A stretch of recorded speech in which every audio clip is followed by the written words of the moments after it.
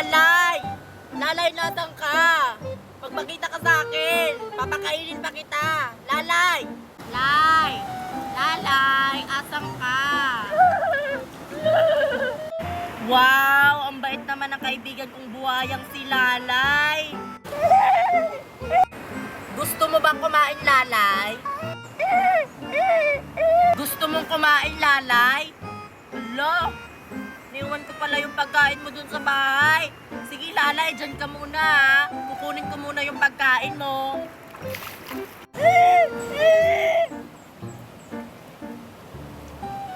Mercy, mauna na ako sa'yo maligo!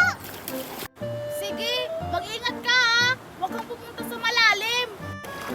Oo!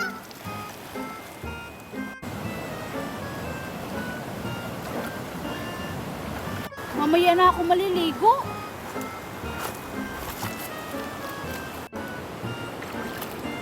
Ang sarap talaga dito maligo sa ilog. Hala, ano yun? May naliligo ba? Ah, wala naman.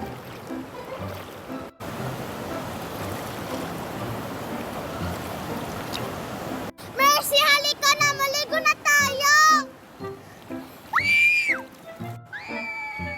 Mickey! Mercy, tulungan mo ako dito. May buhaya pala dito. Hala, kinagat si Mickey ng buhaya. May buhaya pala dito. Tulong! Tulong! Mercy! Sakit pa! Lalay! Hoy, Queenie! Si Mickey kinain ng buhaya. Tulungan natin! Ano bang ginagawa ninyo dito, Mercy? Alam nyo namang may alaga akong buhaya dito. Hindi naman namin alam na may buhaya pala dito. Tulungan mo na si Mickey. Kausapin mo yung buhaya mo. Hindi ko alam kung papakawalan ni Lalay, si Mickey. Baka gutom si Lalay. Si Mickey, Queenie. Kausapin mo na yung buhaya mo. Sige, kakausapin ko si Lalay. Lalay! Queenie, tulungan mo ako. Ang sakit-sakit na. Lalay, pakawalan mo na yung kaibigan ko. Huwag mo siyang kainin. Aray! Aray! Aray! Hindi pa rin binitawan si Mickey ng buhaya. Mickey, lumaban ka! Lay, huwag kang ganyan, Lay. Huwag mo siyang kainin, Lay. Mickey, bakit ka naman pumasok dyan? Alam mo namang nangangain yung alaga kong buhaya na si Lalay. Lay, mabait naman ang Lalay. Lay, pakawalan mo na siya, Lay.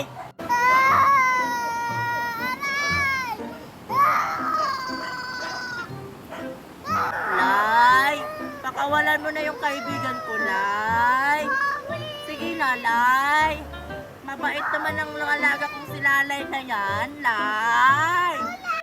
Queenie, kung ayaw makinig sa'yo si Lalay, hayaan na lang natin si Mickey dyan na makain ng buhaya mo. Oo nga, no. Kasalanan naman ni Mickey kung bakit siya naligo dito. Alam naman niyang may buhaya akong inaalagaan dito sa ilog. Tara, uwi na tayo. Aray! Huwag niyo ko iwan dito!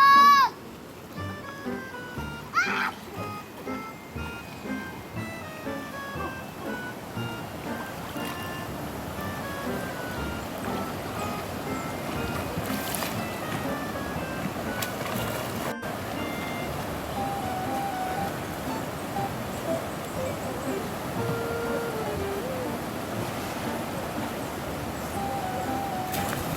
Naku, sarado yung bahay-bahayan nila. Hindi ako makakapasok. Katukin ko nga. Queenie! Queenie! Sino ba yung kumakatok? Queenie! Sino ba yan? Oh, ikaw pala yun, Sophia. Bakit ka nandito? Pwede ba akong sumali sa bahay-bahayan nyo? Ano? Sasali ka sa bahay-bahayan namin? Wait lang ah. Tatanungin ko si Marian. Uy, Marian! Gising! Ano yun, Queenie? Natutulog ako. Nandito si Sophia sa labas. Sabi niya, sasali daw siya sa bahay-bahayan natin. Huwag mong pasalihin yan, Queenie. Nansisira yan ng bahay-bahayan. Ah, talaga ba? Ah, sige, wag na lang natin siyang pasalihin. Uy, Sophia! O Queenie, papasalihin nyo na ako? Ay, nako, Sophia, pasensya ka na. Hindi ka namin papasalihin sa bahay-bahayan namin. Nang sisira ka kasi ng bahay-bahayan. Hindi kaya, sinong nagsabi niyan? Basta, umuwi ka na nga, Sophia. Huwag kang sumali sa bahay-bahayan namin.